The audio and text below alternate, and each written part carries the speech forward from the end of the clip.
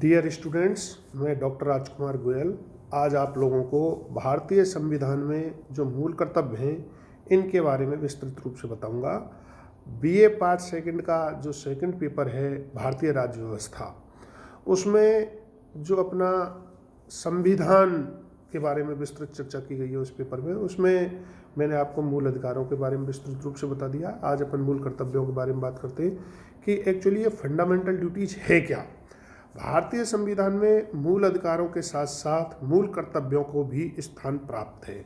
चूँकि अधिकार विहीन कर्तव्य निरर्थक होते हैं, जबकि कर्तव्य विहीन अधिकार निरंकुशता पैदा करते हैं, अतः यह एक दूसरे के पूरक हैं। हम ये जान लें कि जो भारतीय संविधान में मूल कर्तव्य हैं, वो जैसे अपन भारतीय संविधान में अधिकारों की बात तो करते हैं, लेकिन उसके साथ साथ हम मूल कर्तव्यों की भी बात करें। जब तक हम मूल कर्तव्यों के बारे में बात नहीं करेंगे तब तक हम मूल अधिकारों के बारे में बात नहीं कर सकते। हम केवल अधिकारी अधिकारों की बात करेंगे तो ऐसा होगा कि मूल अधिकारों के साथ साथ मूल कर्तव्यों की बात कौन करेगा।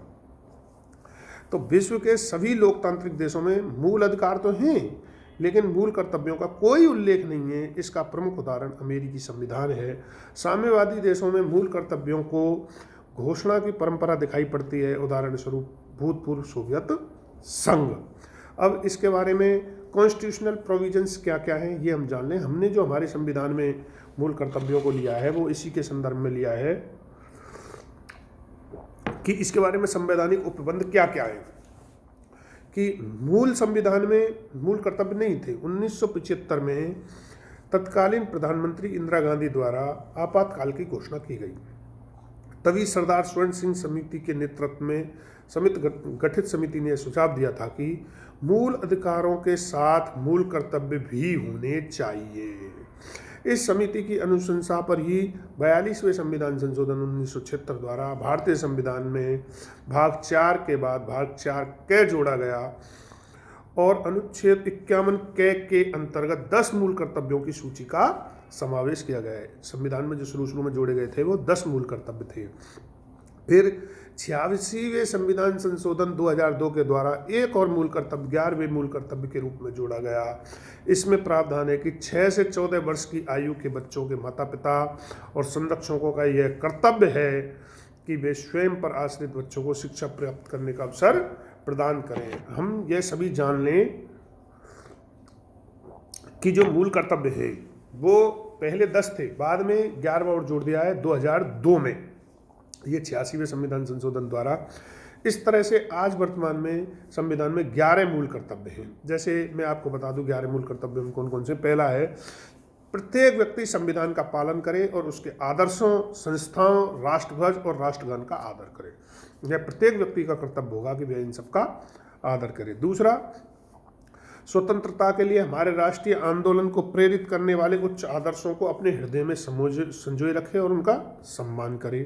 राष्ट्र की एकता, अखंडता और संप्रभुता की रक्षा करे। देश की रक्षा करे और उसमें आह्वान किए जाने पर राष्ट्र के नियमों का सभी का पालन करे। 5वां है राष्ट्र के सभी लोगों में समरसता और समान भ्रातृत्व की भावना का निर्माण करे, जो धर्म, भाषा और प्रदेश या वर्ग पर आधारित सभी भेदभावों से परे हो। ऐसी प्रथाओं का त्याग करे जो स्त्रियों के सम्मान के विरुद्ध हो। तो ये हम सब जान लें कि भारतीय संविधान में जो मूल कर्तव्य हैं वो इस तरह से समाहित किए गए हैं कि प्रत्येक व्यक्ति के अंतर्गत इस तरह की भावना डाल दी जाए कि हम प्रत्येक जो भारतीय स्वतंत्रता, समानता, संप्रभुता, एकता, अखंडता और यहाँ के लोगों के सम्मान के लिए आवश्यक है, उन सब के प्रति हम सम्मान की भावना हमारे मन में बनाए रखें। हमारी सामाजिक संस्कृति की गौरवशाली परंपरा का महत्व समझे और इसका परिरक्षण करें। प्राकृतिक पर्यावरण की, जिसके अंतर्गत वन, झील, नदी और वन्य जीव हैं, उनकी रक्षा करे और उनका संवर्धन करे तथा प्राणी मात्र के प्रति दयाभाव रखे।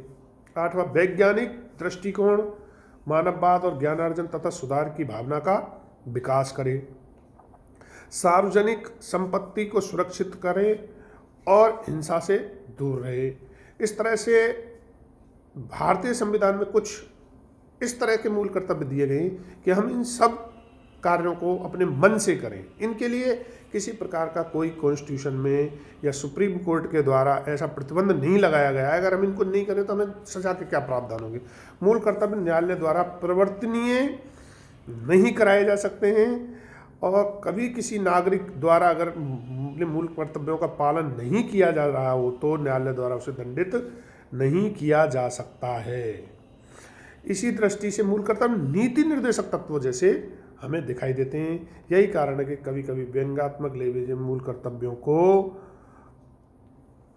निरर्थक घोषणाएं भी कह दिया जाता है कि ये बेफालतू की चीजें हैं जिनका कोई औचित्य नहीं है, जबकि ऐसा नहीं है। मूल कर्तव्यों के संदर्भ में कुछ सरकारी प्रयास भी किए गए हैं। जैसे हम ये जान लें, न्यायालयों के साथ साथ भारत सरकार एवं राज्य सरकारों द्वारा कई ऐसे नियम और कानून बनाए गए हैं जो मूल कर्तव्यों को लागू करते हैं। इनमें से कुछ नियम और कानून मूल कर्तव्यों के संविधान में शामिल होने से पहले से लागू हैं और जबकि कुछ बाद में बनाए गए हैं। बर्मा समिति ने भी कई ऐसे ही उदाहरणों की चर्चा की है। जो 1999 में बर्मा समिति बनी थी उसने भी कई सारे उदाहरण बताए हैं। जैसे अनुच्छेद 51 के में राष्ट्रीय ध्वज के सम्मान की बात की गई है। इससे संबंधित निर्देश भारतीय ध्वज संहिता 2002 में शामिल हैं। भारतीय संविधान राष्ट्रगीत, राष्ट्रध्वज आदि के अपमान पर रोक लगाता है। अनुच्छेद 51 का जो है उसमें राष्ट्र की एकता और अखंडता की बात कही गई है। राज्य द्वारा ऐसे कई नियम बनाए गए हैं जो इन कर्तव्यों को बाध्यकारी बनाते हैं। जैसे भारतीय दंड संहिता की धारा 153 में राष्ट्रीय एकता को नुकसान पहुंचाना अपराध की श्रेणी में रखा गया है और जनप्रतिनिधित्व अधिनियम 1951 द्वारा यह व्यवस्था की गई है कि यदि कोई व्यक्ति धर्म, जातीय, नस्लीय या भाषाई आधारों पर नफरत फैलाता है तो इन आधारों पर वोट मांगता है तो संसद या राज्य विधानमंडल की सदस्यता हेतु तो उसे अयोग्य घोषित किया जा सकता है। ये हमारे भारतीय संविधान के मूल अधिकारों में दिया गया है। ये हम सारी चीज़ें जान लें, मूल कर्तव्यों में समाये थे सारी चीज़ें। अब इसमें सुप्रीम कोर्ट के भी कुछ डिसीजंस आए जैसे हम जान लें क्या क्या आए हैं मूल कर्तव्यों के संदर्भ में। एक बार एक ऐसा डिसीजन आया था 2016 में आया था सुप्रीम कोर्ट का ये डिसीजन शायद, कि पहले जब मूवी चलती थी पर्दे पर किसी भी पिक्चर हॉल में तो यह एक नियम आ गया सुप्रीम कोर्ट के द्वारा कि प्रत्येक व्यक्ति को खड़ा होना है और खड़ा होने का राष्ट्रगान का सम्मान करना है, राष्ट्रगान बोलना है। तो राष्ट्रगान बोलने की बात शुरू में जब फिल्म का प्रसारण होगा उससे पहले राष्ट्रगान होगा और प्रत्येक व्यक्ति उस संदर्भ में खड़ा होगा। लेकिन बाद में सुप्रीम कोर्ट ने ही सिनेमा हॉल में जो ये नियम आया था बाद में इसको 2018 में हटा दिया कि इस प्रकार की कोई आवश्यकता नहीं है। 2018 में सर्वोच्च न्यायालय द्वारा ही उक्त निर्णय की अनिवार्यता को समाप्त कर दिया गया। तो हमें यह जान लेना चाहिए कि संविधान सभा द्वारा 24 जनवरी 1950 को राष्ट्रीय गान को जो राष्ट्रगान है को अपनाया गया तथा भारतीय संविधान में 42वें संविधान संशोधन के माध्यम से मूल कर्तव्यों में अनुच्छेद 51 में जो पार्ट के अंतर्गत राष्ट्रीय ध्वज व राष्ट्रीय गान के आदर से संबंधित प्रावधान किए गए हैं। ये हमें मालूम होना चाहिए। अगली, मूल कर्तव्यों का क्या महत्व है, इंपॉर्टेंस ऑफ फंडामेंटल ड्यूटीज, इनका क्या महत्व है। आज एक सचेतक के रूप में नागरिकों को अपने देश, समाज तथा लोगों के प्रति कर्तव्यों के बारे में जानकारी रखने में ये मदद कराते हैं। मूल कर्तव्य जो होते हैं ये मदद देते हैं। दूसरा, नागरिकों में अनुशासन में प्रतिबद्धता का भाव जागृत करते हैं।